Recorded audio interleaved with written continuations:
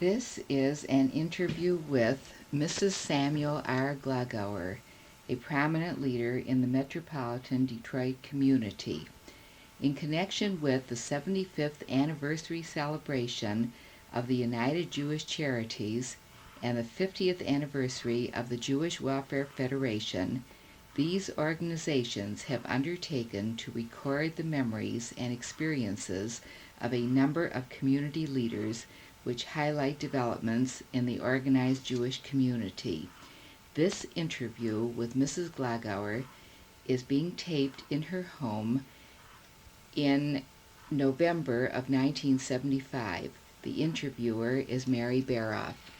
Mrs. Glogower, before we begin discussing your memories of your involvement with the Jewish community, I'd like to talk with you just a little about your own background.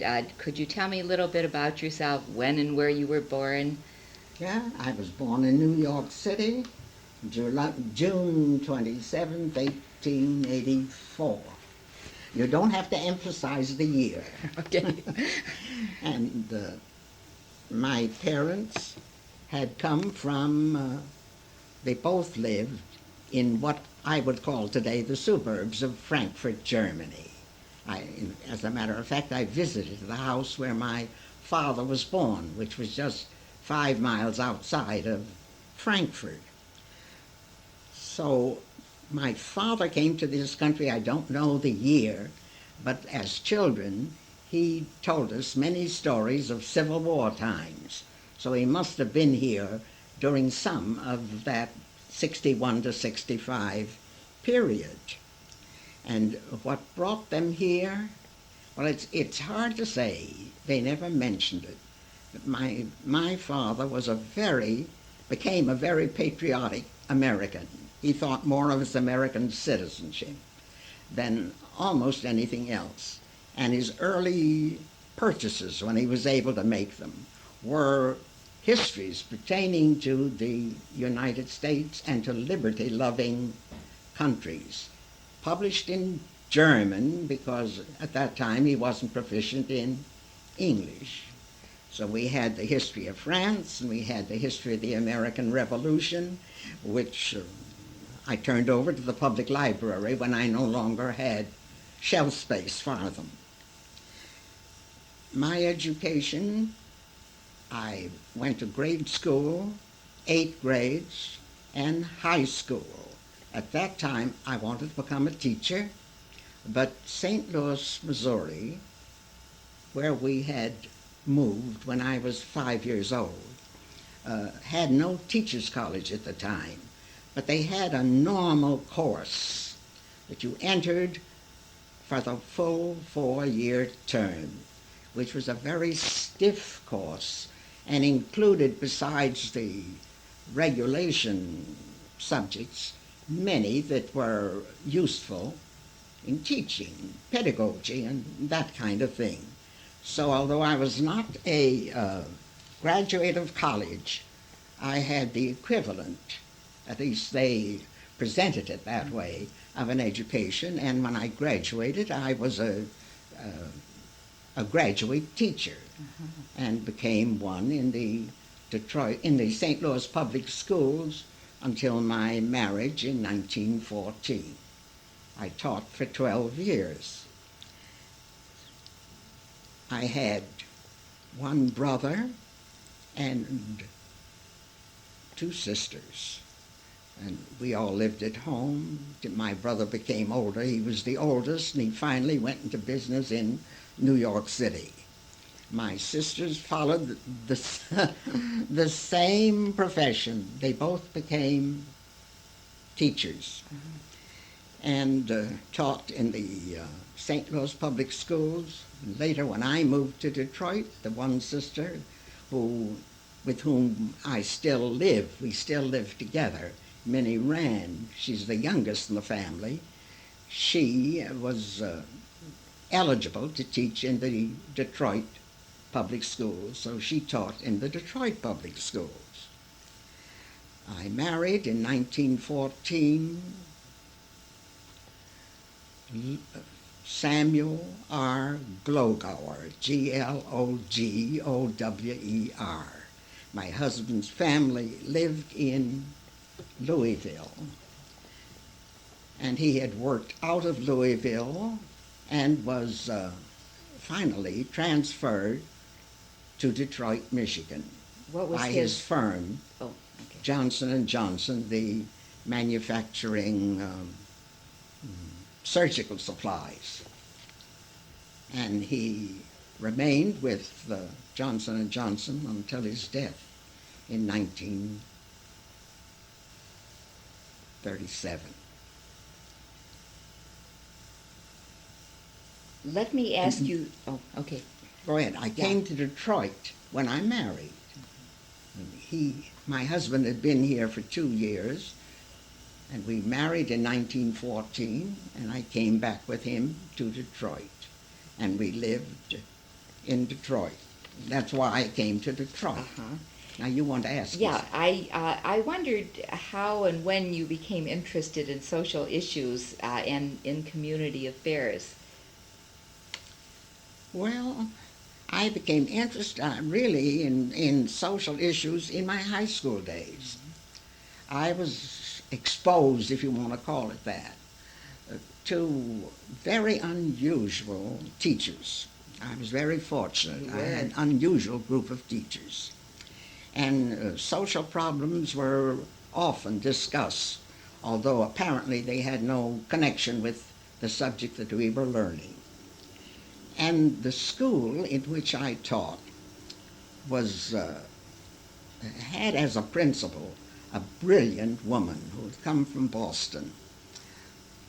And she was not only brilliant as a principal, but in everything else. And she, if you were interested in the kind of thing in which she was interested, she realized it, and she found some way of including you in a little group that met occasionally for lunch or in the afternoon. So I think much of my slant was directed there. And then on Saturdays, Saturday noon was the only noon that we 3 girls were home for lunch with our mother. My mother was the kind who said, well, now we're going to do something on Saturday. We're going to have a discussion every Saturday. And we sat at the lunch table for hours. Is that right? And would discuss things. I would say also during my teaching days, the Ethical Culture Society, to which we did not belong. We were members of the Reformed Jewish Temple. I had a branch in St. Louis, and they brought outstanding speakers and thinkers every Sunday afternoon to St. Louis. And when my sisters and I heard of it, were first asked to go, we made that a regular program. And I'm sure much of that influenced my thinking. In fact, I hesitate to say this, influenced my thinking so much. My father didn't like it, that I cast my first vote for Eugene Debs. Oh. Well, you really had a number of different people who influenced you. That's then right. In this interest that has really added to your contribution to the community. Let me ask you this. You came to Detroit around 1914? Late 1914. Uh-huh. We didn't really go housekeeping till 1950. Uh-huh. We were married in December 1914. Yes. Where did you live? Well, we lived in a place that the Jewish people in Detroit never heard of, on the corner of West Grand Boulevard and Grand River. Uh-huh. That was really almost Detroit city limits. Just north of that area was the Joy Farm. It was all farmland, uncharted, unbuilt, and country, really country. And when our first friends came to see us, when the first people, I don't know whether I've told you this, the first callers we had were Blanche Hart and Fred Butzel, active in the Detroit organizations. How did they learn about you? Oh, my husband had met them. My husband had been in Detroit for 2 years before we were married. And he had met them socially. And when he was married, they called on him. And we became very good friends, and I was interested in what they were doing, and Fred Butzel came for me a few Saturdays after his first call and took me to one of his pet non-Jewish organizations, the Boys' Republic. And I was fortunate to visit that they held court on Saturday afternoon, the boys. The boys. I guess they still continue that a similar program. So that I became a little interested in Detroit organizations through them. But I joined very early in my coming to Detroit Rabbi Franklin's Bible class. We had joined his temple. We were members of it. And I joined his class where I met more people who were of similar interests, I'll say.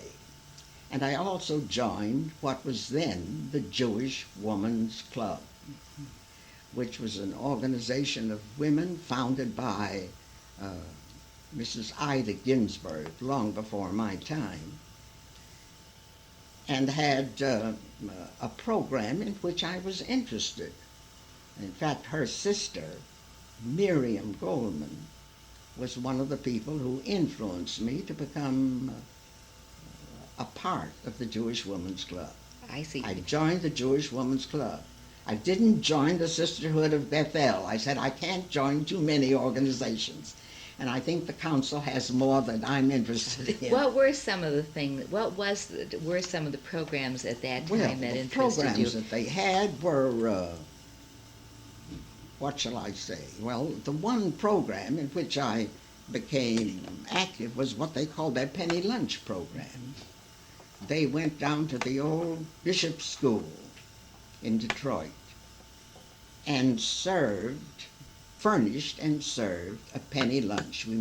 We made sandwiches. We sliced the bread and we sliced the meat and whatever it was, and I guess they were sold for a penny apiece, sweet potato for a penny apiece.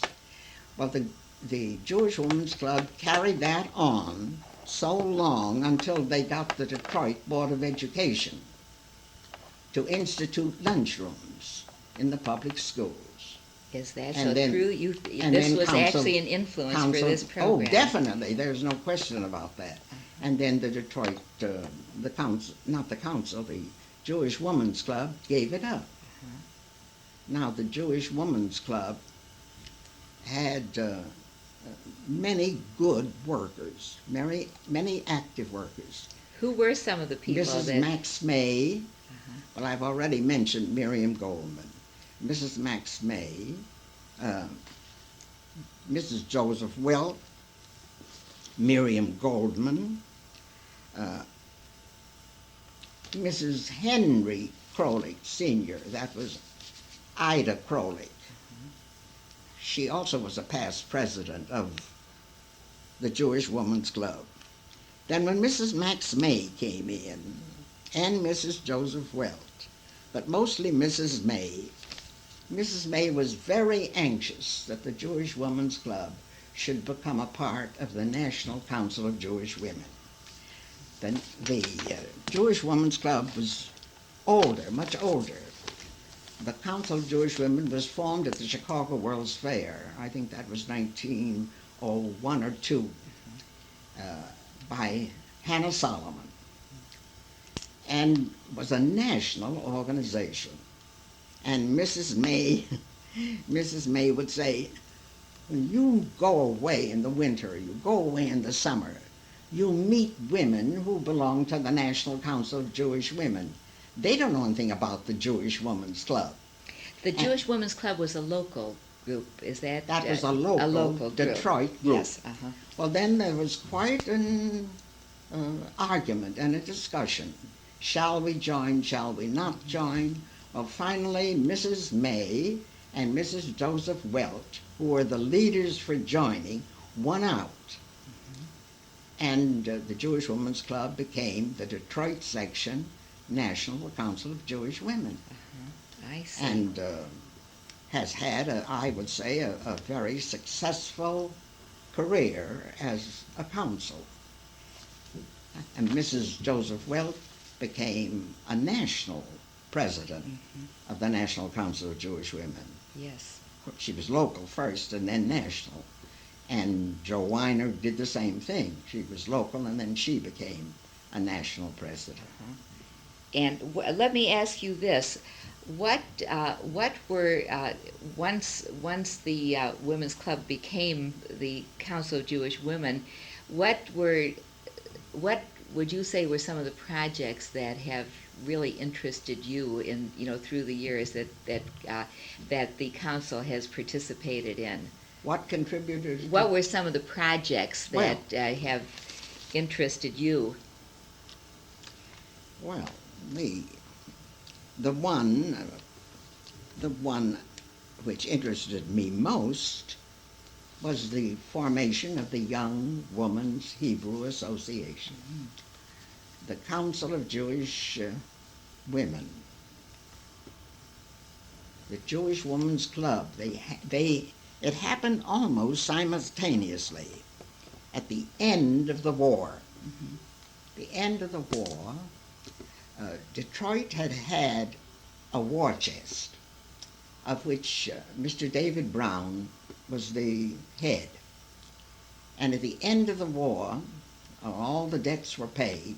There was a large sum of money remaining, which was divided, as we understood it at the time, among the various organizations, denominational and otherwise, that were a part of it.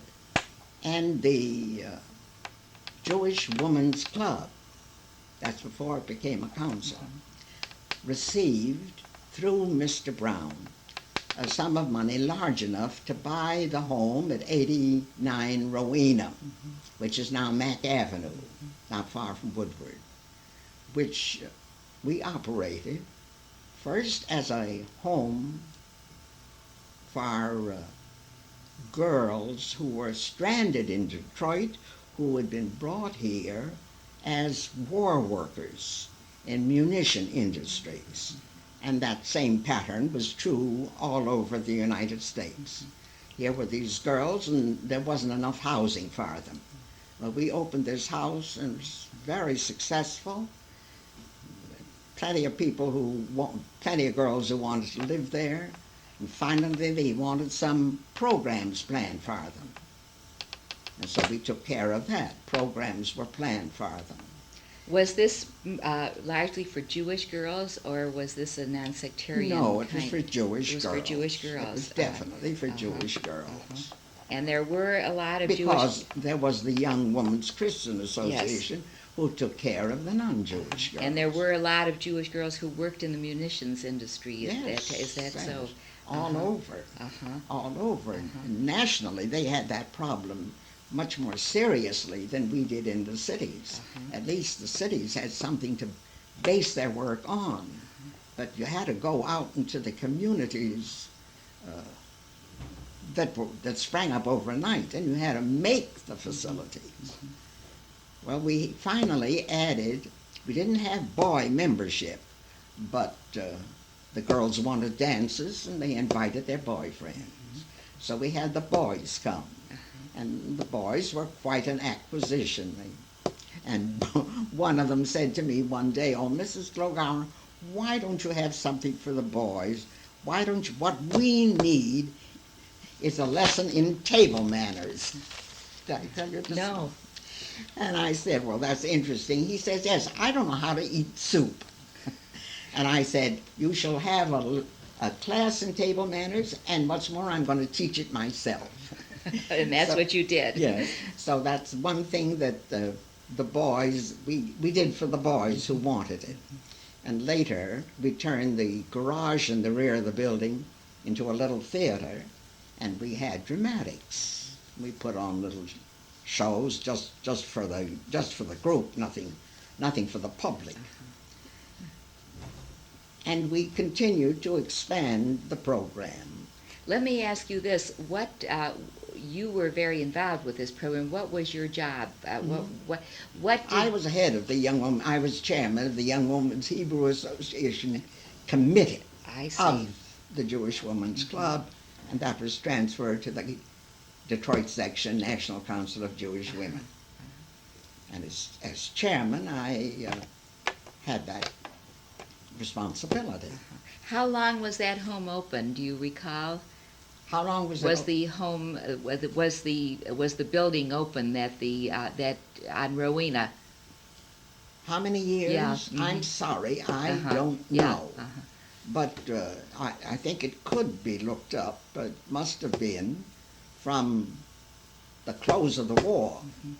When the war closed, 1940? I'm not sure. Oh. Well, it must have been from the close of the war until the formation of the Jewish Community Center. Yes. Because parallel to the council's work with young women, there was a Jewish Centers Association, which was based on a local Young Men's Hebrew Association. Their clientele was boys. They may have invited girls on occasion, but their work was with the boys.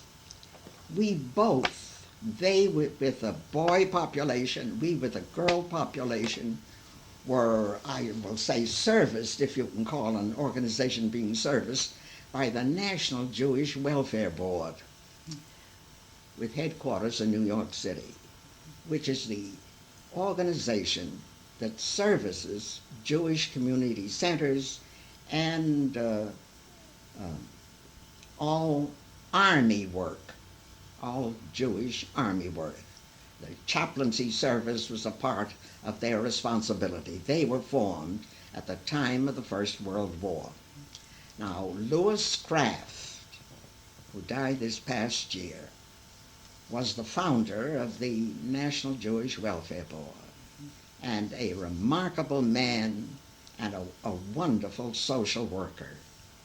And he was after me, and he was after Milton Alexander, that we join forces and become a Jewish community center. Well, each group hated to give up its own, what shall I say, independence, as it were. So there were some difficult times. But we finally satisfied everybody. How did it work out? What happened to the boards, for example? Well, now it worked out very well. We were very fair about it. We wanted the new board to be representative of both old boards. And so a small committee was appointed from both boards to work out the details.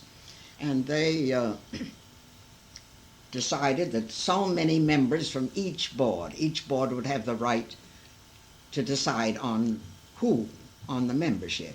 They would choose their own board members. They each had the same number of board members, and that's how the first board was formed. And there was, as far as I remember, there was never any friction. I mean, we accepted the situation, and we knew that it was to be that kind of a thing, and I was elected as the first president. Now, the important thing about that is not that I was elected, but that the Jewish Community Center was the first center in the United States with a woman at the head of it. Is that so? Yes. Now, I think that is important. That is important to the, I don't know whether they I don't know whether they've had any since then or not. Yes, I think they have. I'm not sure. Well, at any rate, they were the first ones who had it. They were followed by others. Mrs. Heller in Chicago, another woman in Baltimore. They became heads of their centers then. But you were the first. Yes. It was the first center that ever had You a were one woman. of the original women's livers. And that's exactly what I wasn't. You weren't. Personally, I haven't too much sympathy for the livers. I guess because I found much to do without being a liver. Right. Let me ask you this: the time that the Jewish Center, the center became an entity and merged, what were some of the needs in the community that you recall? Some of the needs that for service from the center. What were some of the what? The needs of the center clientele, of the people who came to the center. What were some of the needs that the center fulfilled? Needs? Yes. Oh, the center fulfilled all requests for classes of all kinds. Social affairs, dances. Well, they had a much enlarged dramatic group. They brought Hyas here, so they had a Under your oh no, not later. Under mine. I was only that's right. President for whatever the period was, 2 or 3 years. We had quite a music school under Hyas. Well, that's gone on, and that has developed, and now they have a much more inclusive program. A program that I would say is equivalent to a club. A club for a private club for people who can't afford to belong to a club that costs more. How is it different now than it was in your time? Well, now I'm not really in a position to say, because for the last 7 to 10 years I've been out of the organization picture. Had a lot of illness in my own family. But what were some of the activities then that you recall at that time, at the time that you were president? Well, those that I've told you, they were all started at that time. I see. Mr. Hyas was started. I distinctly remember having a meeting with Mr. Butzel. Is that right? Over about Mr. Hyas. I don't know just what it was. And we had to straighten something out between us that was going on inside. No, I don't remember that they were any different than, of course, now they have a much more extensive program. I still get their literature. Do you? I'm still on their board of directors, and I look down the board of directors and I recognize very few people, which is natural. After all, that has always been a what shall I say? I won't call it a habit, but a very strong policy of mine, that I think people should head organizations as long as they can fulfill a need, and if they find younger people ready to step in, they should make way for younger people. That's the most important thing, to get other people doing the same work. And I always felt as a center president, my most successful job was to get Hyman Broder to take the presidency. Did he follow you? He I don't know whether he exactly followed me or not, but he had never been involved in communal work. And somehow I interested him in the program of the center, and he accepted the presidency. Unfortunately, didn't live long enough to accomplish much. Well, that is a wonderful ability when you can encourage others to also participate. Oh, well, it's a real contribution. That's the important thing. This business of holding on to a job and extending the tenure, I disapprove of. Let me ask you this: who were some of the very active people, the active leaders at the time that you were active in the When- Jewish Community Center? In the center? Yes. In the center. Let me see.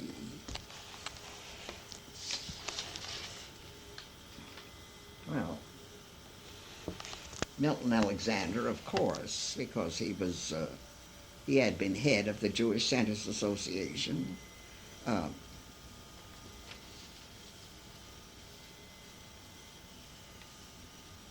Mrs. Joseph Welt was active in the new Jewish Community Center. They've lost 3 members who were members of my board that were this past year. Saul Salson, the architect, Mr. Tabashnik, Yes. and another one. Who's the other one we lost this year? I'll tell you who else was active. Charles Rubiner. He was a president.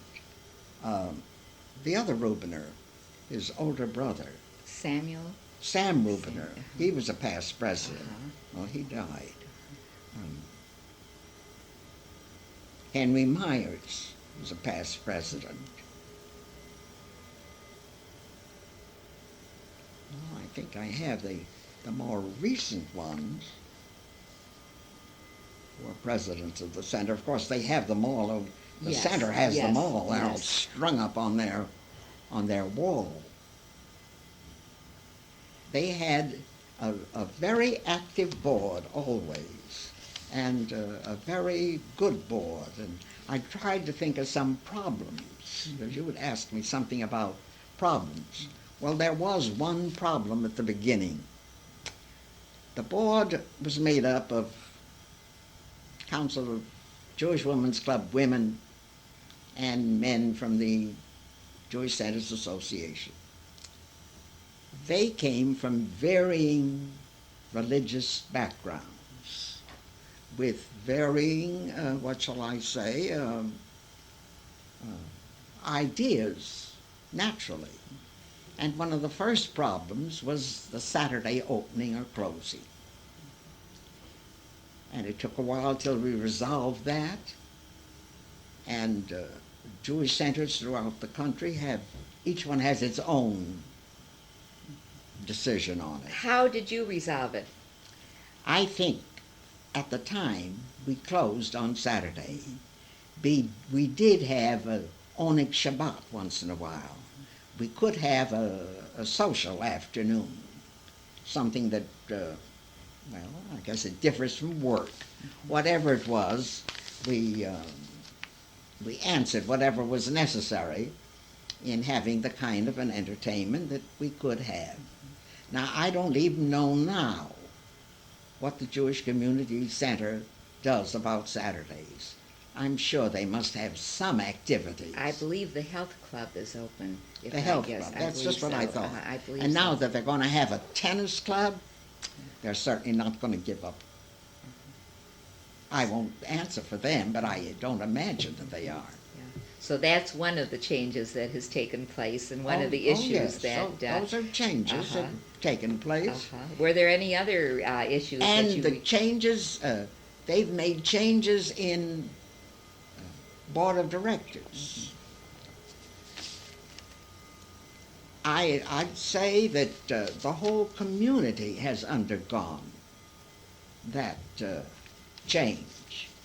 The reform has become less reform, and the conservative has become more reform, if you want to put it, less conservative.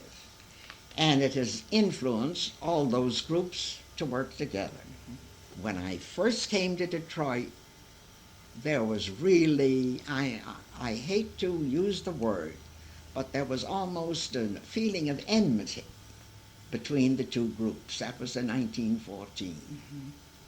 Because I think the conservative branch had broken away from what was originally one. Bethel. Bethel. Right? and that probably caused it. But I would say today, certainly there's not that feeling now. Was there any predominance of any one group on the boards at the original, at the time that you came? Were most of the board people from the reform group or from the no, they were not mostly reform. Uh-huh. They were not mostly reform. I guess perhaps the women were reform. I see. Who came the Jewish Women's Club. The Jewish Women's Club isn't as reform as it used to be either. So there have been all kinds of changes. There have been all kinds of changes. Yes, there have been all kinds of changes. And there's been another change that I'm not so sure is a good change, but I don't know what can be done about it. And that is the importance of the dollar. But in the age we're living, and with the things we're going through nationally, that have nothing to do with the Jewish community and all the rest of it, it's understandable that it is important to involve the interest of the people who can pay for things, because they cost so much. They didn't cost so much in the years when the United Jewish Charities started and the Federation was started. Now it costs. They put almost billions into their buildings now. Well, there are other changes. And if there were any recommendation to make, I'm not making any recommendation because I'm not in a position to know what they're doing. I've been too much out of touch with what's going on. I'm sure they have already re-evaluated some of the work that they're doing. Because with all the help that the government is giving us in the medical field, in the educational field, I'm sure that some of the work that was originally undertaken by all these organizations is no longer needed, and it must already have branched into something else. No, further than that, there's nothing I can add to that. With regard to your last comments about changes in social planning, I would like to divert at this time to discuss the two important organizations whose 75th and 50th anniversaries we are celebrating, the United Jewish Charities and the Jewish Welfare Federation. With regard to the United Jewish Charities, do you remember the old Hannah Schloss building on High Street? Oh, I certainly do. I remember the Hannah Schloss settlement house, and I remember she wasn't old then, Mrs. Sarah Crowley, who was, I guess, the mother of the Crowley family, who was not a Jewess, but who was very active in serving the needy and the youngsters who came to the Hannah Schloss building. And I'm not a sewer, but I know I was inveigled into helping in a sewing class down there, where she had a group of girls, young girls, who came in for that. There were groups of boys who met for other things. I think the Hannah Schloss settlement was very active, and almost, you might say, a forerunner of what was later carried on by the Jewish Dentists Association and the Young Women's Hebrew Association. But when the United Jewish Charities, which was the only organized group in charge, felt the need of further expansion, and that need was brought home because they realized that the needy in our city were going to too many sources for the same help. There was no division of responsibility among the agencies, and I think those people who were in charge of the United Jewish Charities felt that it should be separated into groups. they not only were helping the same people, and probably others were neglected because of it, but they had no professional workers on their staff, and they felt that need at the same time. So this committee, On which you served, the survey committee. on which I didn't even realize I served. I mean, today I didn't realize it. It must have been one of my very earliest activities. I know I was a member of the United Jewish Charities Board. But I didn't know, I'd forgotten that I was a member of this committee, that according to the records, your records, show that this committee recommended the formation of the Jewish Welfare Federation and the bringing of a top professional to help in that organization, which led to the engagement of Mr. Morris Waldman, who came here as the first director following Miss Blanche Hart, who had been the so-called director, but was very avowedly a non-professional. I mean, she made no claim to being a professional, but she, I think, did as good a job as one could expect from a volunteer. And after Mr. Waldman came, I've forgotten whether she found a place in the organization or not, but there was cooperation all the way around, and everybody helped in that reorganization. What changes took place once the in the structure of the community organization once the federation was formed? Were new organizations started? I don't remember the details at all, but the Jewish Welfare Federation has gradually organized or helped organize various avenues of work in which groups were interested. And I guess the family service was a part of it. What later became, but probably started as a health committee, later became the North End Clinic, which led to finally to Sinai Hospital. And in that way, the various organizations grew from small committees. The Jewish Centers Association grew from a small group of boys who were interested in forming a Young Men's Hebrew Association. The Young Women's Hebrew Association was formed by the Council of Jewish Women. Well, I think that's just an illustration of how one need led to the formation of another group.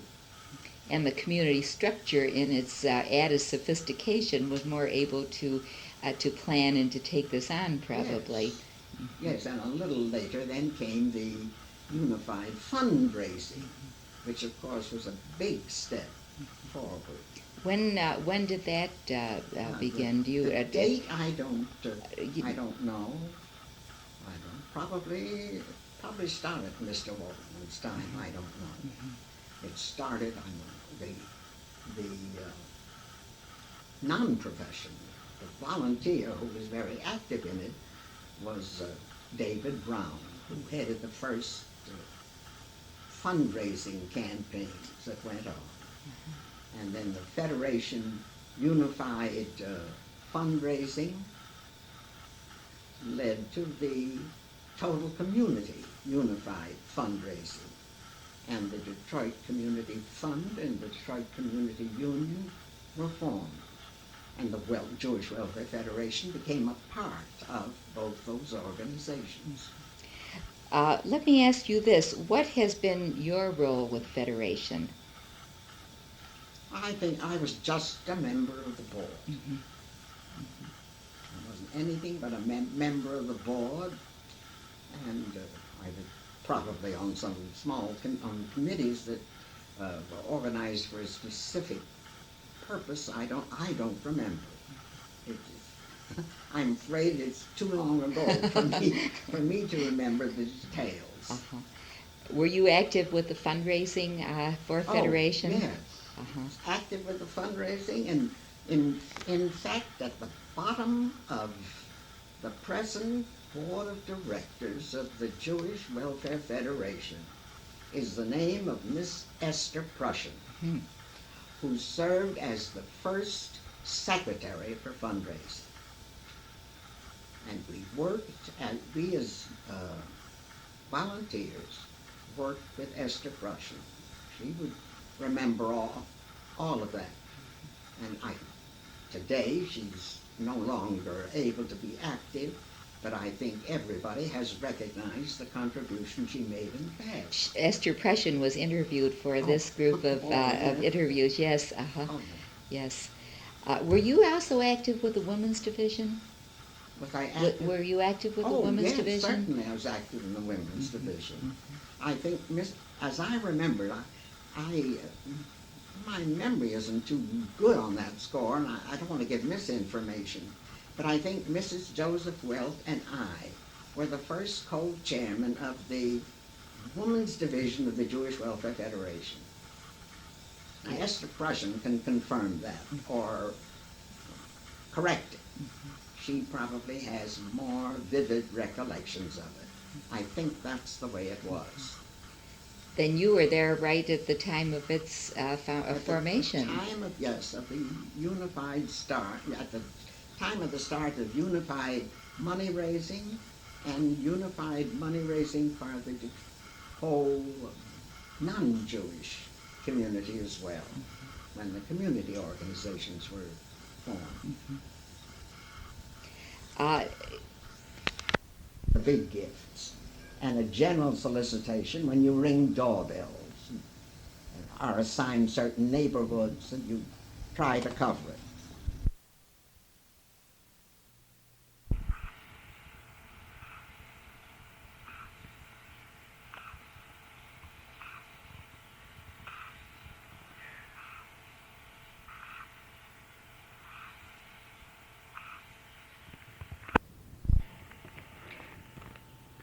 This aside too on the taped interview with Mrs. Glogower.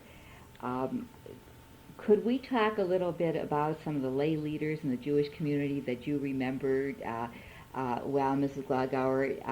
Of course, you knew Fred Butzel well. What do you think of his? What do you think was his unique contribution to our community life? Well, that's a very big order for me. I can't do the answer justice that it deserves. As far as my experience goes, my recollection of what took place when I became a part of the community, Fred Butzel was the leader as far as social work was concerned, not only in the Jewish but in the non-Jewish community. There were others active. I think many of them were motivated originally by Fred Butzel and became very active and very good leaders. I think Julian Crowley, Henry Weineman, Rabbi Franklin was a worker on his own because at that time, the temples, when needy people wanted someone to help them, they went to the temples. And in that way, our rabbis were involved. And both Rabbi Franklin and Rabbi Hirschman were active in that capacity. So they were really responding to a new, it was rather new problem at that time in the community, and that was the very large influx of immigrants. Was that not yes. One of the reasons that it became a real problem? Yes. I think that was one of the reasons. I don't know that it was just at that particular time. It had been prior to that, and then it continued. The immigrants continued to come until there was the quota came into existence. I'm not an authority on immigration, although all through the years the Federation played an important part in taking care of the immigrants when they came. Was this need for a unified planning group, for example, when the United Jewish Charities grew up, was that taking place all over the country kind of simultaneously, or was Detroit unique in its beginning of a planning group such as United Jewish Charities? Well, I don't think I'm in a position to answer that question. I was just curious that... I know that I had come from St. Louis, where I was raised from 5 years up until my marriage when I came to Detroit. And the only thing I knew about what was going on in St. Louis, I knew there was unified giving. And I knew that the scale of giving was way ahead of the scale of giving in Detroit. I remember my comment when I heard what the top gifts were in Detroit. I thought, oh, that wouldn't be considered a top gift in St. Louis. Now, whether it was a wealthier community or not, I don't know. Whether it had been organized or not. I was a school teacher and I didn't have any time, and at that time, no interest in actively taking part in social work. Okay. One of the other people that I wanted to ask you about that I think you had a rather active association with was Dora Ehrlich. Yes. I had very pleasant associations with Dora Ehrlich from the time I met her, and I met her as a very staunch, fervid, docile devotee. And it was something that appealed to me in a way, but it didn't make the impression on me that Dora would have liked it to me. So we didn't argue about it. We were friends about it, but she knew there were other issues that I considered more important. Nevertheless, all through the years, we were good friends. And I think we both respected each other's viewpoint, and we were glad to have each other's friendship. I think anyone in the community who remembers her today would remember her only with with affection and with respect and with admiration. One of the other people that you mentioned a number of times was Mrs. Joseph Welt. Yeah. You had a rather close association with her also, Yes, did you not? We became closely associated in the original Jewish Women's Club, which later became the Detroit section, National Council of Jewish Women. And we have been friends over 50 years. And we have worked together in the council, we worked together in other organizations. What other groups was she She was involved very with? active in the Visiting Nurse Association. Was president of that. And then later, she was active in the NSO, and I'm trying to think what that stands for. It was a service organization, but I don't know what the N stood for. National? No, neighborhood. Neighborhood service. It's still in existence. Yes, oh yes it is. Still, Mary and Lakoff very has active. been on the board in Yes, recent but years. She was very active, Mhm. president of that. And then she became a national president of the National Council of Jewish Women.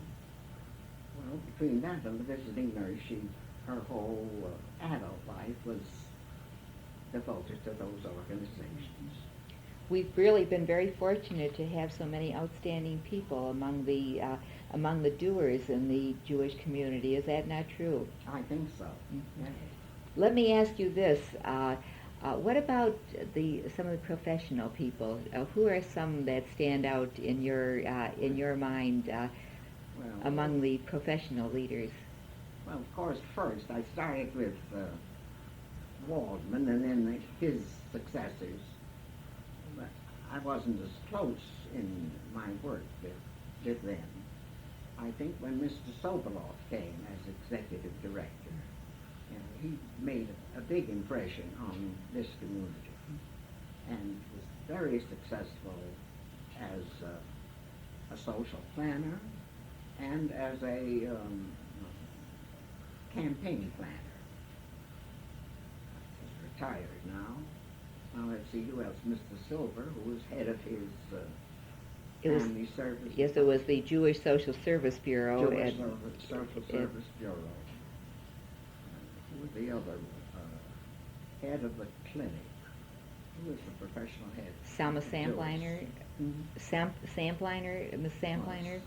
Sampliner was a more recent. Yes. She was more recent. But before that, there was. I don't think she was a Jewish. The first director of the North End Clinic. That's what it was called. I've forgotten her name, but the records would have it. Right, right. Mrs. Glogower, I couldn't complete this taping without some reference to your work in the general community, both on a local and national level. You served in the capacity of head of solicitations for the United Fund, the equivalent of our present foundation, and as past national chairman of Service for Girls, the national USO. Has it been your philosophy that it's important to give service to both the general and the Jewish community? Oh, definitely. I think if your service is wanted and you have the time for it and you feel equal to it, I don't think it makes any difference which it is. I think my service with the National USO was one of the most rewarding experiences I ever had, because I came very close to what were the war needs. And for the first time, women were called upon to do men's work. And without preparation, were thrown into men's jobs in communities where there really was no community. And this National Committee for Service to Women and Girls was organized by representatives of the organizations that made up the National USO and set the policies for the military women, the women in service, the military service, the wives of the men in service, the women in industry, especially the women in industry, because it was the first time that women were needed in such great numbers, because the men were going to war to man our factories, and that created problems. Communities were thrown up overnight. We visited some places actually in the wilderness, in the middle of Ohio, in the middle of Indiana, where there had been nothing, and a munitions factory was thrown together practically overnight. And the workers were brought in, there were no homes for them, there was no place to live, there was no recreation, there was no organized way of getting food to them. But that's what this committee undertook, not to do it all, but to motivate the community in order to provide these services. And as I say, it was a very rewarding piece of work, because you actually saw first this need where there was nothing available, and then in a short while you saw what had been accomplished. And had the gratification of seeing this wonderful accomplishment. Great gratification. And this Women's Committee, I think, did quite a yeoman service, because, as I have said before, it was the first time that women were thrown into this part of the picture. Do you have, now there you saw the fulfillment of needs that existed and the meeting of those needs. Do you have any comments about or ideas about unmet needs today that perhaps must be should be thought about, or should be thought about in terms of meeting? Ideas about what? Unmet needs today. Oh, I don't know. Our needs have changed so. Even the things that we thought were needs have been shuffled off by some of this present generation. They want none of it. I don't know whether there are the same needs, whether there are different needs. From what we see in our movies, on the stage, what we read in the paper, I think we of an older generation think there are great needs. But I don't believe the younger generation. What are some of the needs that you see? Would agree with Yeah. us. Well, how about you though? What do you see as some of the Well, needs? the only thing I see is that I don't think the new generation really have any definite set standards. Anything that the generation wants, they think is okay. They should do it. And I think perhaps we of the older generation have been lax in allowing things to develop that way. Maybe I'm all wrong. Maybe they should develop that way. And this other generation has the right to shuffle off the standards that the older generation had set. Maybe our standards were wrong. I'm willing to give them the benefit of the doubt, but I'd like to see them with some standards. So that, in other words, whether one of the things that you see might be the fact that perhaps we have to get this generation to think about their values and and standards. Is that it? Yes. To make up their mind what is really worthwhile and what's the best way to get it. Okay.